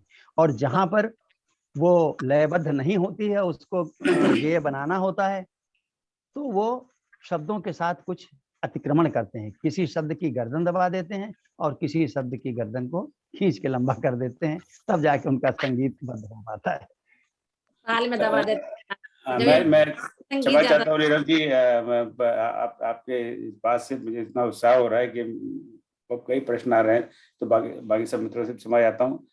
आपने फिल्मी गानों से शुरू किया तो बहुत बहुत सरल तरीके से मुझे बात आ रही है। तो मुझे एक फिल्मी गाना याद आ रहा है, बड़ा प्रसिद्ध हुआ, ए भाई जरा देख के चलो, जरा आगे भी नहीं जरा पीछे भी नहीं। तो आप उस गाने को, और जो निराला जी का जो बड़ा प्रसिद्ध गाना गीत है जो भी आप उसको कहना चाहिए, उससे कैसे तुलना करेंगे इन दोनों गाना को, गीत को? मेरे पास तो ठीक से शब्द भी नहीं है। ये वो आता दो टूक कलेजे करता, उसको एक तरफ ले लें, और ये भाई जरा देख के चलो, आगे भी नहीं पीछे भी नहीं, दोनों में कुछ समानता लग रही है। बिल्कुल, मैं भी जहां तक इसको अध्ययन कर पाया हूँ, दोनों में समानता है और दोनों में संगीत को ढाला गया है बहुत अच्छी प्रकार से, सुंदरता से। लेकिन जिन पंक्तियों पे ढाला गया है वो पंक्तियां शास्त्रीय ढंग से लयबद्ध नहीं है। जी। और आपको किसी का एक मेरा प्रश्न? हाँ मधु जी, आज बहुत अच्छा लगा ये सुन के, बड़े रोचक और सरल तरीके से आपने समझाया। एक प्रश्न मेरा था कि क्या छंद मुक्त कविता का भी कोई नियम है लिखने का? जैसे अगर हमने कभी नहीं लिखी है कोई कविता छंद मुक्त, और तो हम कैसे ये सोचेंगे कि हमने अगर कुछ लिखा है तो कोई गद्य है या कविता, उसको कैसे इसका वो समझ पाएंगे हम कि कविता है कि नहीं? आप डॉक्टर रश्मि जी बोल रहे हैं? रश्मि पार्षणी जी, जी? मैं मधु गोयल लखनऊ से, आपके शहर से ही है। अच्छा।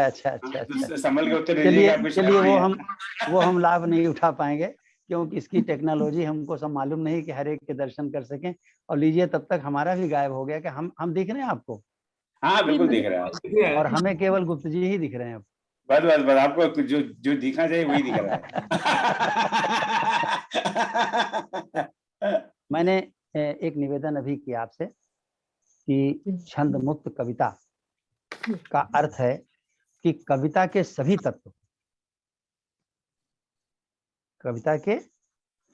तत्व, किंतु छंदबद्धता नहीं। छंदबद्धता के अभाव में अन्य सभी तत्वों का जब समावेश होगा तो वैसी रचना को हम छंद मुक्त रचना कहें तो ये उसका समादर होगा और कविता का भी समादर होगा। अगर उसमें कोई तत्व नहीं है, कोई भाव कथ्य कहन और भाव संप्रेषणीयता, भाव प्रवणता, प्रतीक, बिंब विधान, उपमान विधान, अलंकार कुछ भी नहीं है, शब्दों का विशिष्ट संयोजन नहीं है, और केवल हमने एक गद्य खंड को पंक्तियों में तोड़ दिया है, तो उसको मेरा अधिकार नहीं कि मैं कहूँ कि नहीं मानूंगा, लेकिन उसको मानने में मुझे कठिनाई है कि मैं उससे करता हूँ। बहुत बहुत धन्यवाद। हाँ सर दीदी, आप म्यूट पर हैं। आपने छंद मुक्त और मुक्त छंद जो कहा ना, दोनों का अंतर प्लीज जरा बता दीजिए। हाँ, बहुत स्पष्ट है कि अभी हमने कहा छंदबद्ध न हो, लेकिन उसमें कविता के अन्य सभी गुण विद्यमान हो, ऐसी पंक्तियों से जो रचना बनती है वो छंद मुक्त है। अब लोगों ने उसको अतिरिक्त सम्मान देने के लिए मुक्त छंद कह दिया, ठीक, और यह आग्रह किया कि जो मैं ऐसा लिख रहा हूँ छंद ये भी है, लेकिन इस छंद का नाम है मुक्त छंद। मेरा कहना है कि ये विरोधाभासी है, भ्रम पैदा करने वाला शब्द है, क्योंकि जो छंद है वो विधान के साथ में है, और विधान के पहले मुक्त लगा दें तो वो निरर्थक शब्द हो जाता है। विधान तो विधि है, व्यवस्था है, और व्यवस्था के पहले के कुछ नहीं, मुक्त है, तो दोनों बातें कैसे हो सकती हैं? आजाद गुलामी कैसे हो सकती है? ये बात हो गई ना। तो राइट, वेरी राइट। ये मेरा निवेदन, ये मेरी समझ है। अब आप अगर अन्यथा कुछ समझ में आ रहा हो तो आप भी अपनी बात मुझे साझा कीजिए, मैं केवल बताने नहीं, सीखने आया हूँ। एक मेरा प्रश्न था। धन्यवाद। पुरुषोत्तम जी कहिए, आपका प्रश्न पूछिए। एक बड़ा छोटा सा प्रश्न है कि चौपाई है या दोहा है। चौपाई में हम 16 मात्रा ले रहे हैं और दोहे में 13 और 11 ले रहे हैं, तो ये तो बंदिश होएगी कि 13 सम में और सम में 13-11 के हिसाब से चलेंगे। तो क्या ये जो 13 का जो पहला सम चरण है उसमें भी मापनी जरूरी है या उसमें कैसे भी वो लिया जा सकता है? ये मापनी मुक्त छंद है, इसकी मापनी नहीं निश्चित है कोई। अच्छा, इसमें जी। व्यवस्था जो है, कुछ तो प्रतिबंध बताए गए जिनको हमने अभी दोहराया है, उनको क्यों दोहराया दोबारा। इसके अलावा त्रिकल विकल की भी व्यवस्था है कि चतुष्कल और त्रिकल इस तरीके से मिला करके उधर 11 हो जाती हैं और इधर चतुष्कल द्विकल और त्रिकल मिला के 13 हो जाती हैं। इनको समझने के लिए कुछ अतिरिक्त समय चाहिए, मैंने उसको छेड़ा नहीं है।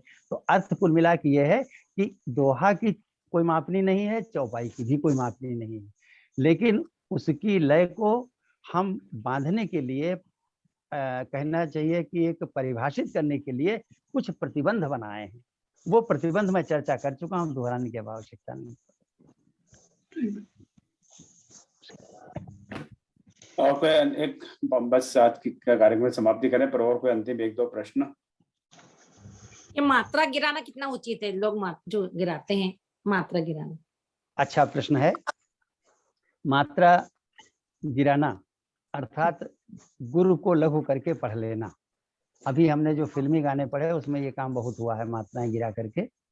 जैसे तुम ही मेरे मंदिर, तो तुम ही में, फिर रे मंदिर, तो रे गुरु है, लेकिन उसका वहां पर उच्चारण लघु किया गया, इसको कहते हैं मात्रा गिराना। मात्रा पतन इसके लिए शुद्ध शब्द हिंदी में हम प्रयोग करते हैं। छंद विधान में मात्रा पतन का कोई स्थान नहीं,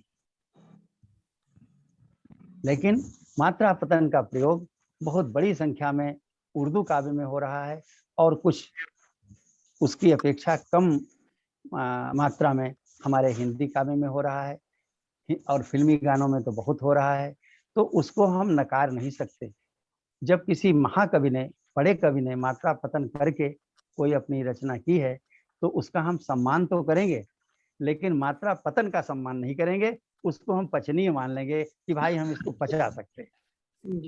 कम शब्दों में कहें तो मात्रा पतन जब उचित जगह पर एक बड़े कवि के द्वारा बड़े उद्देश्य से किया गया हो तो वो सम्मानीय तो है, लेकिन अनुकरणीय नहीं। मात्रा पतन का एक ठीक उल्टा भी तो हो सकता है कि मात्रा की वृद्धि कहीं कहीं किया जाता है।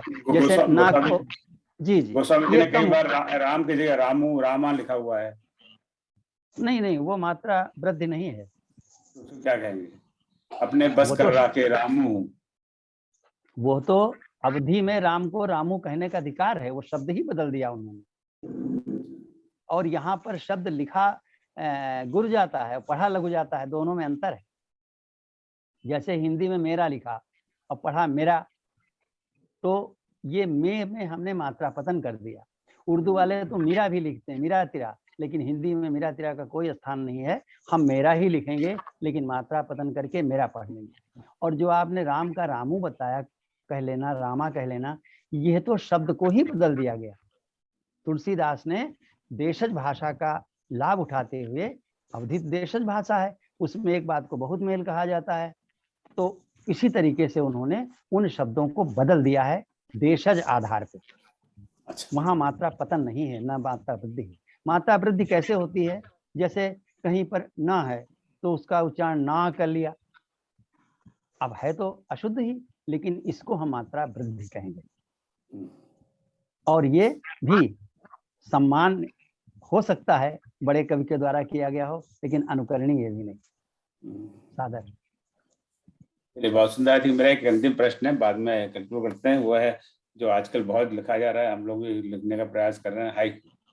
तो आप हाइकू के बारे में आप क्या कहते हैं कि किस तरह की कविता है नहीं, क्या है?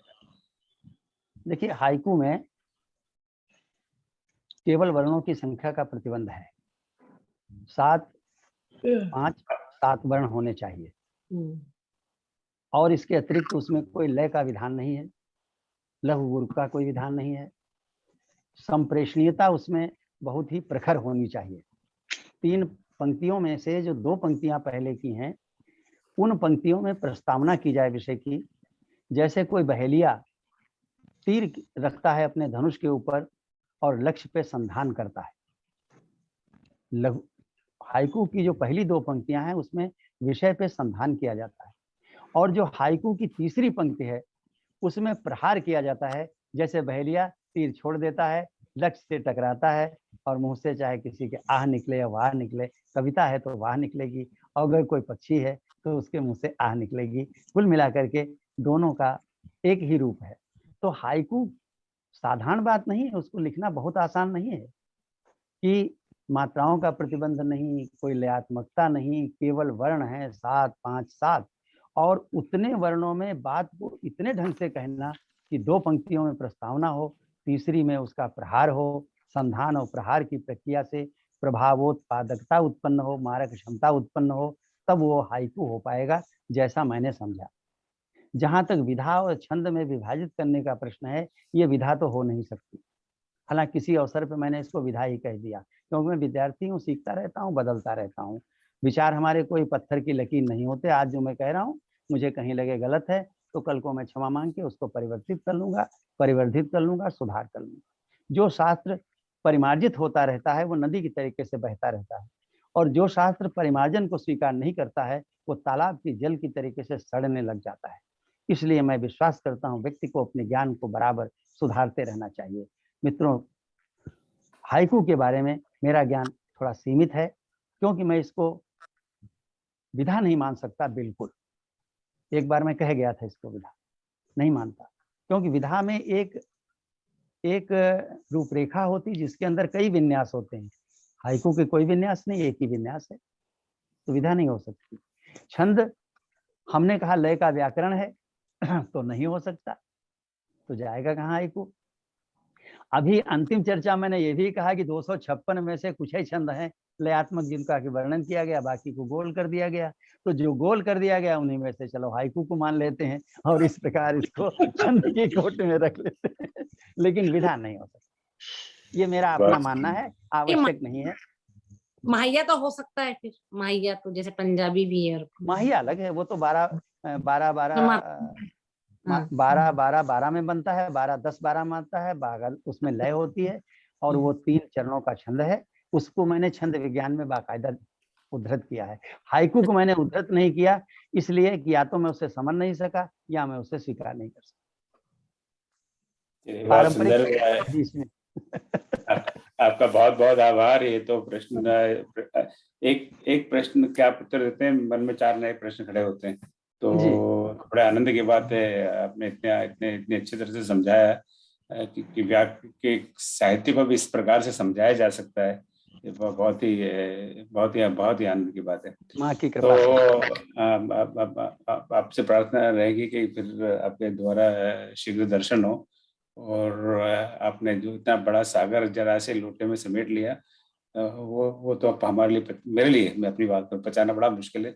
उसको अब धीमे धीमे छोटे छोटे क्षणिकाओं में और कणिकाओं में हम आगे सुनेंगे। तो मैं इसके बारे में आपसे बाद में बात करता हूँ। तो बस आप सबकी तरफ से, आप सब जो पधारे जो श्रोतागण हैं उनका बहुत बहुत स्वागत है। आप धन्यवाद, आप पधारे। मेरी ओर से आदरणीय ओम गुप्त जी का और उनकी संस्था वैश्विक हिंदी संस्थान का हृदय तौर से आभार है। जितने विद्वान विदुषी यहाँ पर उपस्थित हैं, मैं सादर उनको नमन करता हूँ, उनकी उपस्थिति को प्रणाम करता हूँ, और मैं अपने सौभाग्य को व्यक्त करता हूँ कि आपके बीच ये अवसर मिला। बहुत बहुत धन्यवाद। बहुत बहुत धन्यवाद। पुनः आपके दर्शन हो गए, इसी मेरी कामना है, और आप सबको फिर से प्रणाम, और ऐसे जुड़ते रहिए। आपको सबको पता ही है कि हम एक भारत काव्य पीयूष की रचना कर रहे हैं, तो उसके बारे में मैं नीरज जी आपसे बाद में बात करता हूँ, और उसमें आप अपनी कविताएं वगैरह भेजिए, और प्रभु ने चाहा तो अगली 15 अगस्त को जब 75 वर्ष आज़ादी के पूरे होंगे उस दिन उसका विमोचन करेंगे, ऐसा मन में भाव है।